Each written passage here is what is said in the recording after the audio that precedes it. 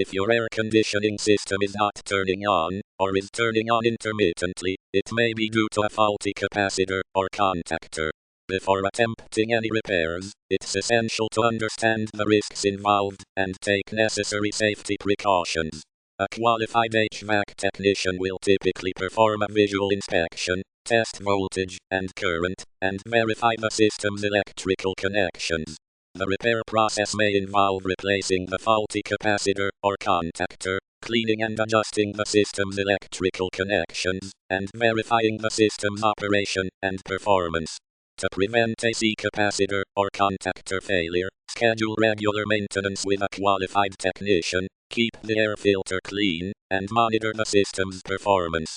If you experience any emergency warning signs, such as gas smell or smoke, stop the system and contact emergency services or a qualified technician.